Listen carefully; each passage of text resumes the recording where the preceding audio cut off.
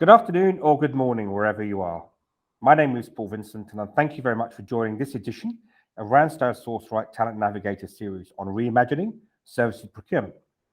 Now, in a time that procurement and business leaders continue to be challenged by impacts of macro environmental and geopolitical developments, we want to bring you a valuable discussion on how procurement can help guide organizations to recover, grow, and thrive.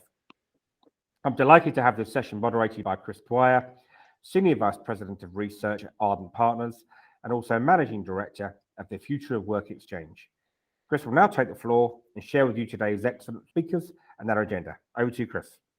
Great. Thank you so much, Paul. Very, very excited to join this esteemed dream team of panelists here. Very excited for our discussion. And like Paul said, would like to welcome our esteemed panelists here. We'll start with S.J. Aldridge, who is a Senior Director at Visa for the services category. She leads the European team in people, professional, and corporate services.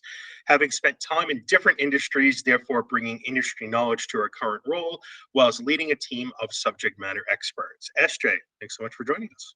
Thank you, Chris. Kaylee Cups entered the world of tech startups after leaving Accenture Strategy to use her in-depth experience in authoring SOWs and commercial agreements by building a digital work author, bringing innovation to services procurement to clients across the globe. Kaylee, excited to be joined by you today. Welcome. Thanks, Chris. And Paul Vincent is the Global Head of Services Procurement for Randstad SourceRight, responsible for the strategy and growth of its SOW practice and elevating its go-to-market model across Randstad's group client base. Thanks to his array of experiences across procurement, sales, marketing, operations, and workforce management, he is uniquely positioned to be a services procurement change agent and help organizations to achieve maximum return on their project-based work and business investments. Paul, great to have you here. Hi, everybody. Great. So we have a quick overview of what we're going to discuss. So, of course, why services procurement requires a future of work and a business first focus. And obviously, our theme throughout today is reimagining services procurement. So taking different spins and looking at this category in a much different light, of course, for the benefit of all business leaders out there. We'll talk a little bit about how our ROI, not cost savings, and I know that that's traditionally been a key metric, should be the leading KPI for measuring the success of a services procurement and SOW management program.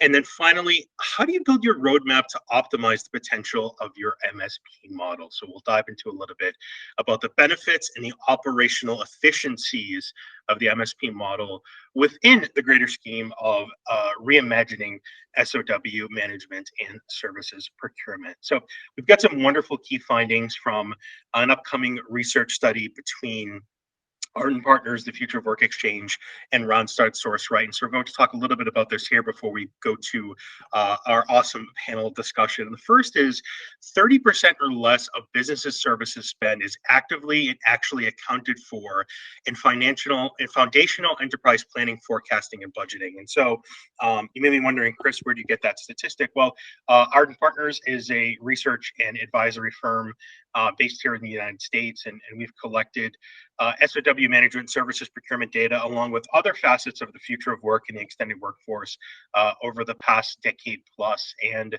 this is our way exactly of tracking something called visibility, right? And so I know that, there's really tough to put a quantitative spin on something like visibility, right? Where maybe a 1 to 5 scale or an NPS-like score would be something a little bit easier to use. But I always figure if your organization is actively including these aspects in your financial planning, budgeting, and forecasting, it means that you actually have this spend under management in some way. And so obviously it's a very disheartening figure to know that, less than a third and even less than that of business services spend is actually accounted for, meaning there's a huge opportunity to wrap the business arms around this area. And then on average, more than 75% of a typical organization's SOW spend is concentrated within strategic initiatives, right? And so we know that Professional services and business services could include anything recurring.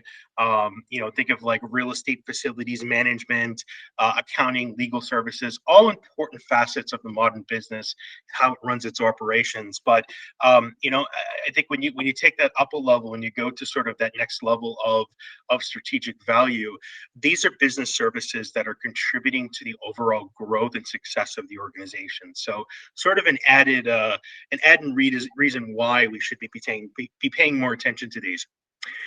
62% of businesses that are using an MSP solution today have centralized SOW and services procurement.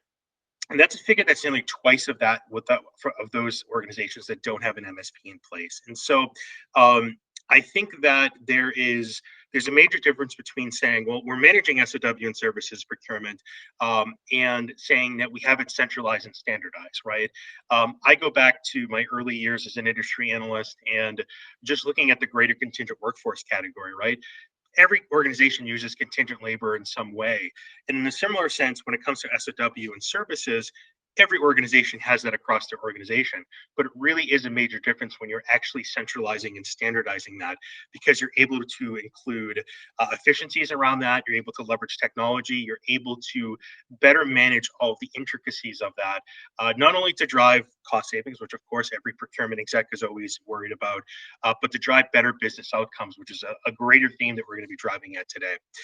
And so talking about the MSP model, I always love to be able to actually not just say, hey, MSPs are great, VMSs are great, direct sourcing technology is great, but put some oomph behind it, right? Put some statistics behind it to show the value. MSP users are nearly 90% more likely to have access to advanced analytics for workforce planning without those with an MSP in place. I mean, essentially, what does that mean? It's not just spitting out reports here and there. Who are our workers? What do our services look like? But having more agile analytics to help us actually act on those, right? Think about predictive analytics and scenario building, understanding, well, these, 17 projects in our London location, they're very much at danger of going over budget, missing delivery dates. What can we do now to ensure that in a couple of weeks that doesn't happen? 3.5 times higher level of cost savings, right? Again, we're trying to get away from cost savings as the centralized reason to better manage and put more rigor around services procurement. We're trying to reimagine it. Obviously, it's again the theme of today, but cost savings are still going to be important. They're always going to be important, and especially for those that are using procurement-led programs that are using some of those more traditional metrics. And so, of course, the MSP model is going to help your business understand, where to drive those cost savings, and not just cost savings, first year of the program, but throughout the 3 to 5 years of the typical MSP program in that first or second gen series. 92% higher likelihood of having compliance and risk controls. Here's the thing. I just wrote about this a couple of days in the Future of Work Exchange. The idea is that every time you're utilizing a non-FTE source to get work done, there are compliance issues, there are regulatory policy, federal regulations and guidelines that you need to utilize. And services procurement, unfortunately, has this negative distinction sometimes where, every function in the organization is using it somehow, and they're not using preferred suppliers. They're not going through a centralized source. They're not using technology to manage it. And so, of course, having the MSP on hand to really rein in a lot of those issues and bringing in other forms of technology and automation to do that is incredibly helpful. And finally, 84% of MSP users are more likely to have advanced project management capabilities implemented. This really is just the foundational element of services procurement and SOW management. I always say sometimes the foundation of that area of our organization, of our organizational spend, is really formulated on best-in-class project management. So if you don't have that, you can't manage your delivery dates. You can't manage your milestones. You don't understand, things like project creep and the scope of how projects may affect other projects, sort of like a domino effect, right? Other aspects of the organization sometimes depend on these projects. And if you don't have great project management in-house, then you're not going to be able to manage this effectively. And more importantly, throughout the theme of the webcast today, you're not going to be able to reimagine the way you manage services procurement and SOW management. And before we move on to our roundtable discussion, one anecdote that I'll say, and it definitely makes me feel old, but I can remember about 8 or 9 years ago presenting in front of an audience, and I had a picture of your typical desert with a highway in front of it and tumbleweeds floating by.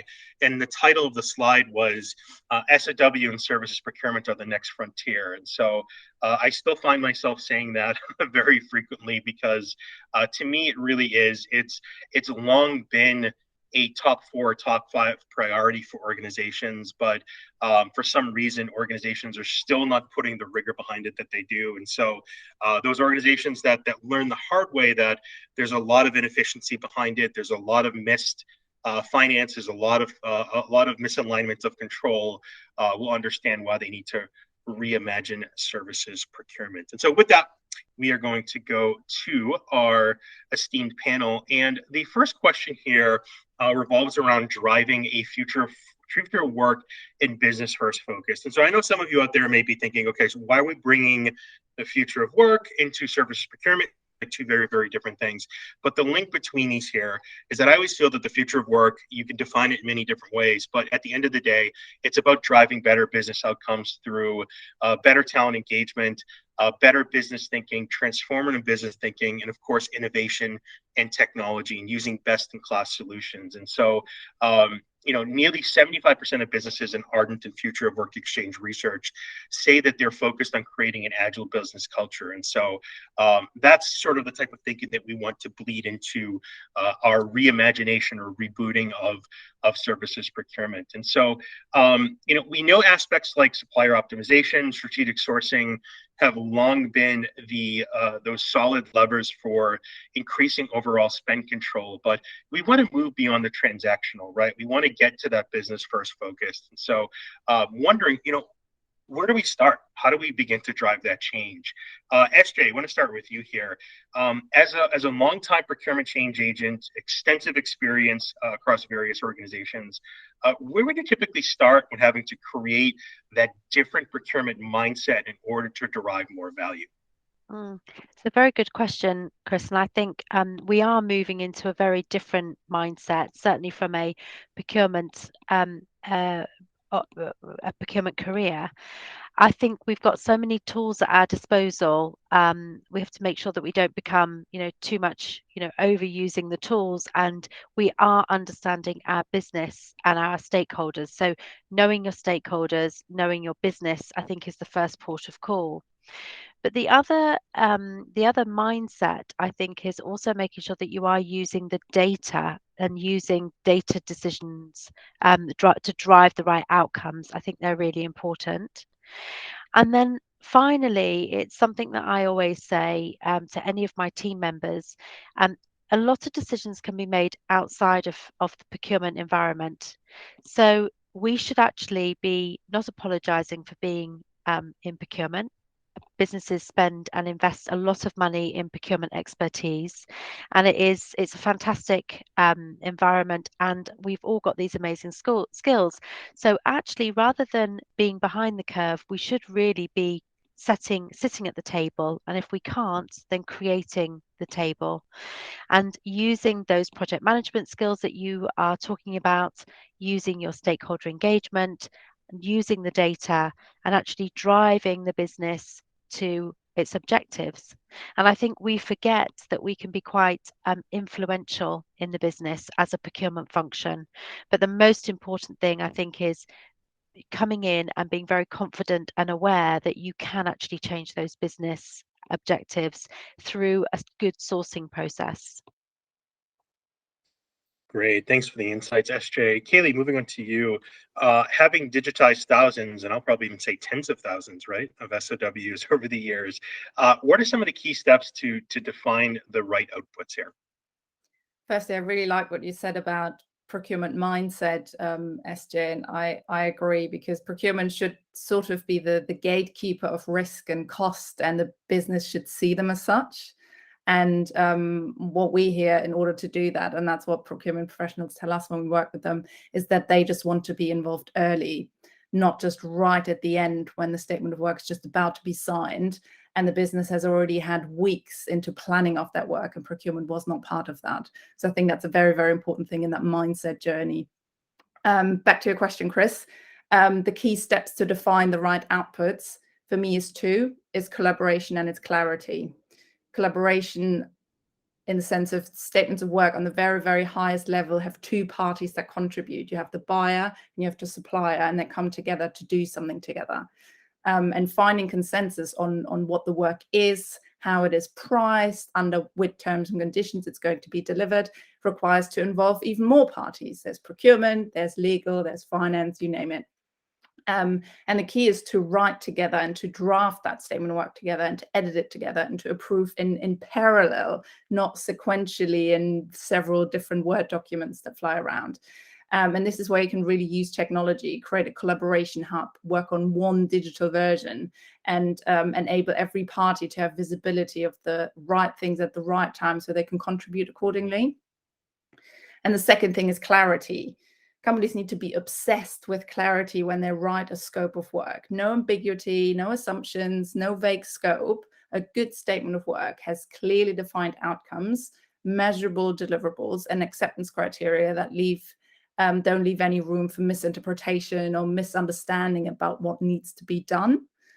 And companies that focus on those two steps, they demonstrate two things: that they can work together in alignment to the business goals, and that they know what work they want to buy to achieve them. Great. Thank you, Kaylee. Paul, I want to bring you into the conversation here.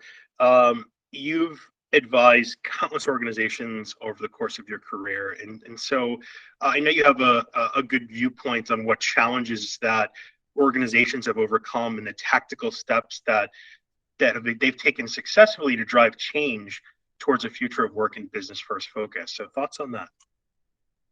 Building on what SJ and Kaylee have said about mentality and attitude, I think it really does go to the heart of how you construct a winning program. Now, fundamentally, you can view your SOW workforce as a cost or a risk to be minimized, or you can view it as a competitive asset that you've got to liberate and maximize the value of. Now, those organizations who view their workforce as a cost or a risk will inevitably come at a program design with more of a controlling mentality. So they'll want to restrict or stop. Those who view it as a competitive asset will want to enable the business stakeholders. And really, if you want to have a business first focus and a future work focus, the only way you can do that is by viewing your SOW workforce as something that adds competitive advantage to your business. So the way you engage that workforce makes a big difference to your success. Now, the challenges that get in the way of that, there are probably three that I'd highlight. First is that value is very different to price. And of course, what I would perceive as good value is different to what somebody else would perceive as good value. So really understanding what that judgment looks like for different types of spend and different types of situation is really important. There's also the fact that many SOW requirements are not always easy to predict. They're situational. They occur when a business has a competitive threat they weren't expecting, or quarterly financial results that didn't go the same direction they were expecting, or customer satisfaction pressure that needs immediate attention. They're things that have a very direct line to projects that suddenly need action quickly. And so if you have a restrictive approach, then when those situational needs come up, it's very hard to address them quickly. And then finally, this whole idea of how do you make sure that the customer for the program is truly the person with the need and the budget. Yes, the procurement and HR communities are critically important as stakeholders, but they're rarely the people with the ultimate need and the budget for the work. And so with all those things in mind, if you can bear those factors in the heart of your program design, you will end up by having a naturally future of work and business first focus. Great. Love the insights, Paul. So we're going to move on to our second panel discussion question here, and I know that this can be a little bit of progressive thinking, right? Paul and I usually talk offline a lot about how progressive our thinking is in this industry, but leading with ROI instead of cost savings. And I know, again, a lot of hardcore procurement executives may think, well, we'll never get away from cost savings. And I'll put a quick anecdote in here, from a future of work exchange and Ardent Partners research. And we asked organizations to list out their top priorities or their top areas of challenge when it comes to managing any non-employee service, any non-employee talent, the contingent extended workforce.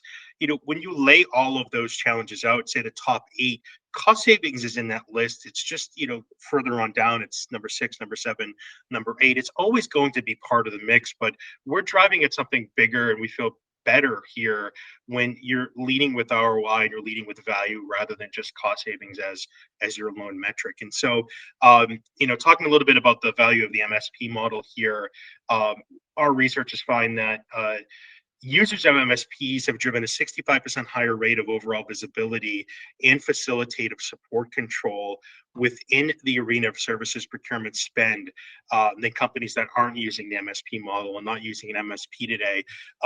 And so that level of control, I personally feel, is a great way for businesses to better harness the power and overall value of their business services and the projects that utilize those services. And so part of this discussion, obviously, is figuring out what the attributes are for this next gen sort of best in class services procurement program. And so, when MSPs, since we're on that topic, first started to see the revenue potential in this area years and years and years ago, over a decade ago, they're very much different type of thinking. And right in today's services procurement paradigm, really needs to follow a much more progressive pattern, like I was saying, one that is founded more on how work gets done. That's the foundational question behind the future of work movement, rather than merely who does it and how much are they going to get paid. And so, Paul, you and I, again, we're talking a lot about this as of late, so we'll lead with you. What attributes do you consider that are critical for this next-gen best-in-class services procurement program? What needs to be included? I think there's a single main characteristic which we've really got to address. And the first is the difference between looking at this through the lens of the work or the worker. Now, if you think about how many organizations will tie themselves up in knots trying to create a difference between a contractor and a consultant. And it's all about how they budget for the resources internally and their various sort of internal approval loops rather than the nature of what they're doing.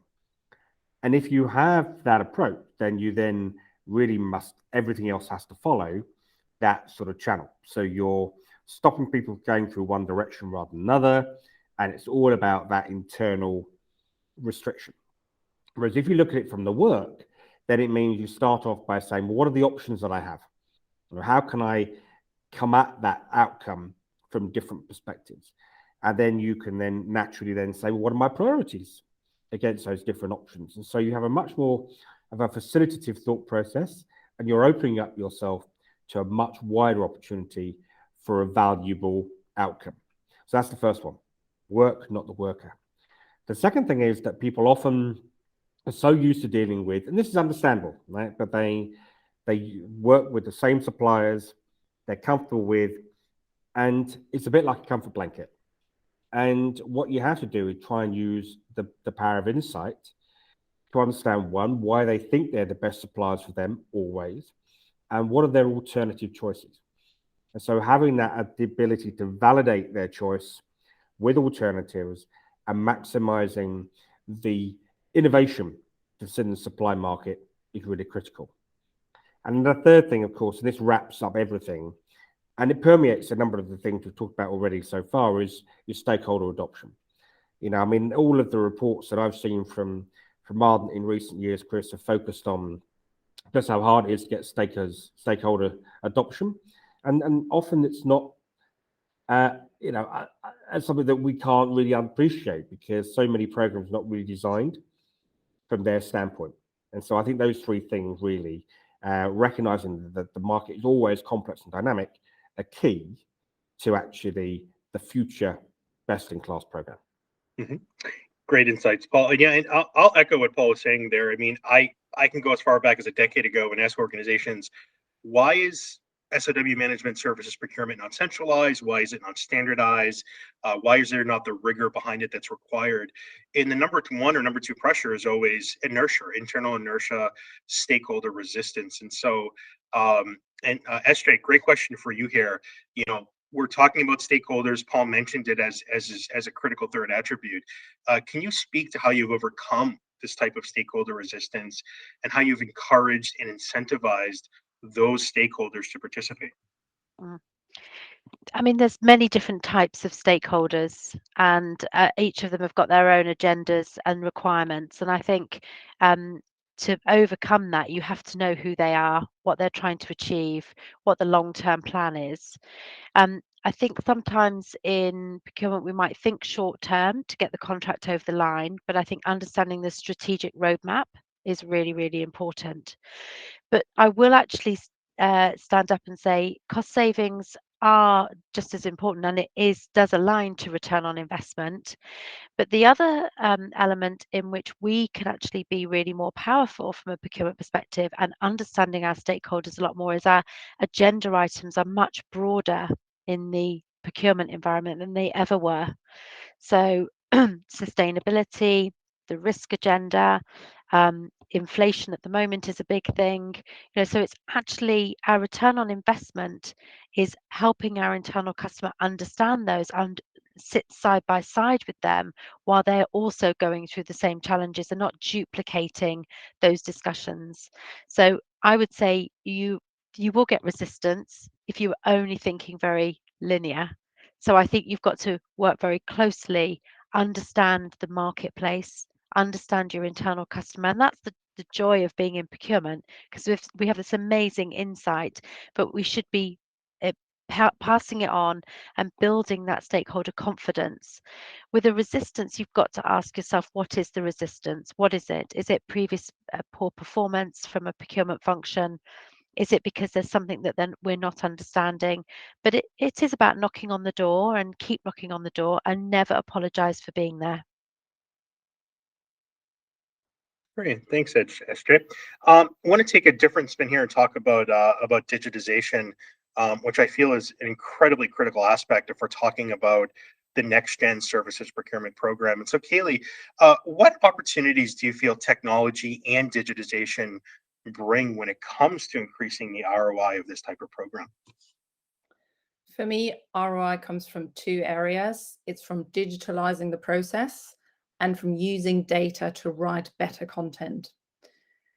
Digitalization of the define and preparation phase of work. And there's some businesses that in some areas rely on 10 to 15-year-old processes and support systems and forms. And you can really expect a 10x return just in the first year by simply automating parts of that defining work journey and shortening time to sign from weeks and months to days and hours.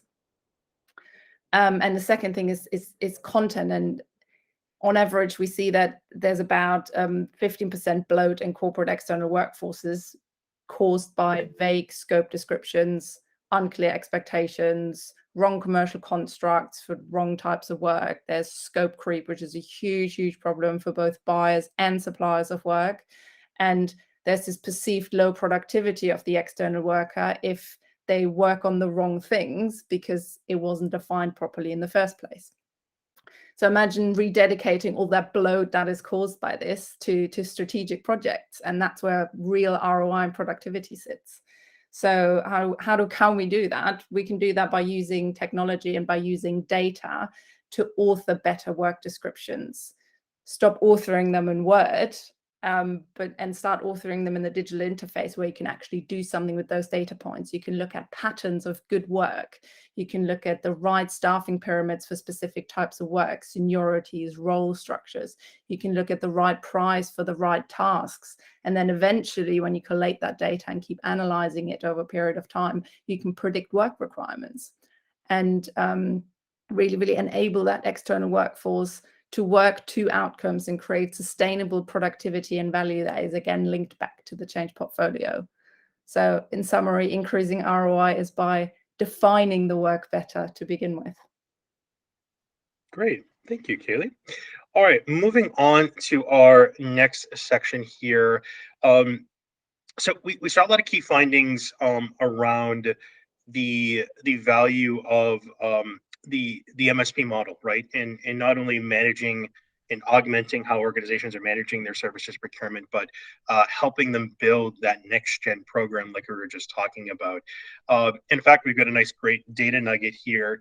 84% of organizations in our research are actively prioritizing the reimagination of workforce management in services procurement in 2022.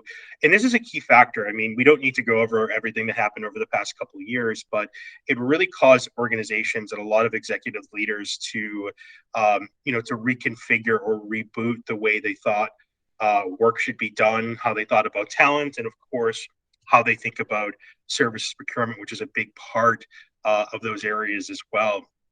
And so, how do organizations go beyond the simple disciplines of spend and talent and use those to design the next gen program? And so, talking a little bit about the MSP model, and SJ, we'll start with you here.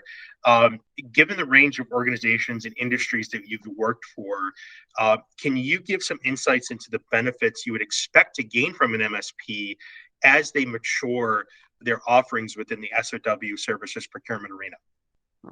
It definitely depends on size of business and on what your achievements are and volume. But one of the areas I totally believe in as a good discipline is supplier relationship management. So you should be in partnership with your provider, and therefore you can do the reimagination together. And I don't think it should be done in silos. And I think there's a lot of missed opportunity if you don't engineer that piece of work together, and that you mature together. So you build the maturity model and you build it as a joint enterprise. Great. Kaylee, we'll go over to you here. Where in the roadmap would you include tech and opportunity for digitization? And what do you feel are some of the minimum standards that businesses need to have in place to gain those anticipated efficiencies? At Deployed, we've split the world sort of into pre-signature activities and post-signature activities, with the signature as the key event in the middle. And pre-signature are all these activities that happen from the point of demand for external labor, the demand definition, business case building that's linked to corporate goals, request to scope, decisions on commercial models, actually authoring the statement of work, approving the statement of work, and then lastly, the signature. All those activities, they're done in Word, PowerPoint, Excel, SharePoint, and email. And this is where this huge, huge opportunity of innovation sits. It's in the pre-signature space. Because if you think of everything signature onwards, there's a lot of amazing and really, really mature technology and innovation. E-signature, contract lifecycle management, vendor management systems, invoicing, payment, timesheeting, etc. But they're really mature already. DocuSign is 20 years old, and that's classified as one of the new innovations. So it's really, for me, the opportunity for automation, the efficiency from data collection and analysis to see work patterns, etc. It sits in this pre-signature space, and that's what we find very, very exciting. And are there minimum standards organizations need? I don't think so. I think all you need is the willingness to innovate and the willingness to look at these processes and methods and disrupt them. Great. Thank you so much, Kaylee. Appreciate that. And Paul, we'll go back to you here as well. Can you expand on the 4-layered structured framework that businesses can use to guide the design of a next-gen SOW management and services procurement program. And for those of you that are interested in this 4-layer framework, it's going to be a big piece of our upcoming research study between Ardent Future of Work Exchange and Randstad SourceRight. Paul? Yeah, thanks, Chris. I mean, we obviously did a lot of thinking around how best to construct the various elements that we've been talking through. And the first layer is all around what we call reimagining engagement management. Now, what do we mean by that? Well, typically you look at the transaction. It's about the terms and conditions. It's about the supplier. What you don't tend to do is look at it holistically across what are essentially 4 key stages. So first stage is defining what you want. Then it's finding someone who can do that work for you. Then it's about clearly doing the work. And then finally, it's evaluating whether you've got the work outcome you're expecting and you've got value from that particular supplier. And all the way throughout that end-to-end cycle, you have a number of different interdependencies. And so in order for you to really deliver maximum business value out of a program, you have to look at those interdependencies and manage them holistically, hence why that needs to be reimagined. The next layer is what we call from change management to end-to-end adoption. And I'm always, mindful. An example, I was in Australia a number of years ago talking to the head of one of the departments in New South Wales. And one of the challenges they were facing with their particular program was that suppliers were both being engaged inside and outside the program. And the question he asked me was, how can we really bring everybody in?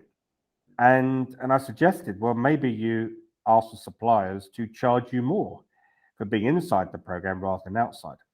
Now, that might be very counterintuitive, but actually, if your main goal is adoption, then you need to remove as many hurdles as possible.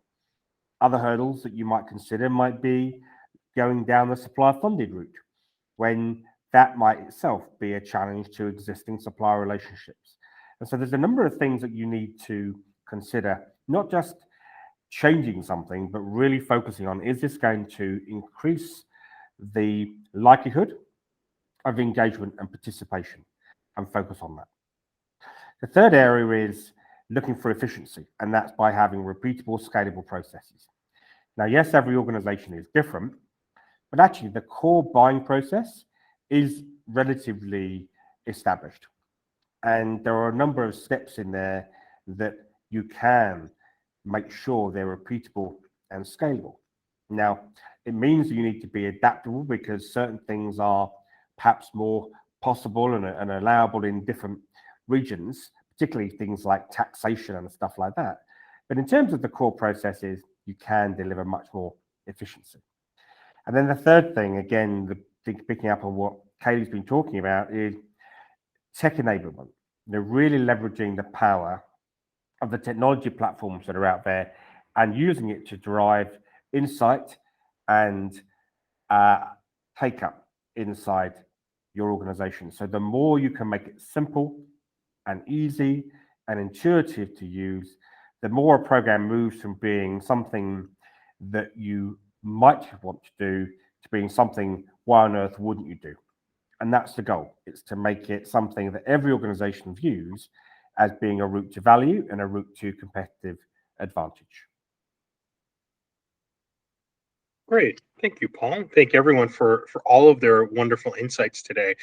Before we wrap up, I think it'd be a great idea for each of you to give us maybe one last golden nugget of insights on the topic here of reimagining services procurement. And SJ, why don't we start with you? One golden nugget for our audience. It's going to be about partnering with your provider, your third-party provider. You don't have to have the answers. Work through it together. Great. Kaylee, how about you? Golden nugget. My golden nugget is about the importance of looking at a total workforce view. The share of the external workforce is increasing. In some companies, it's already reached parity with the permanent workforce. And those externals are contracted via statements of work. And the statement of work has not seen innovation since Microsoft Word came out. So I think it's it's now is the time to embrace innovation in that space. And those companies that do come out on top as innovation leaders. Great. Paul, one final golden nugget. I think if I've learned anything in the last few years, it's that companies find a lot more reasons not to do something than to do something. And in this space, just taking that first step builds momentum. We don't have all the data. We don't have everybody lined up. We don't know what the real true end-to-end ROI is. Well, you're never really going to test those things unless you make a start. So my golden nugget is wherever you are, whatever your level of ambition, take that first step. Well, thank you all so much for being part of this Talent Navigator series. SJ, thank you. Kaylee, thank you. Paul, thank you as well. Great to have you all here today.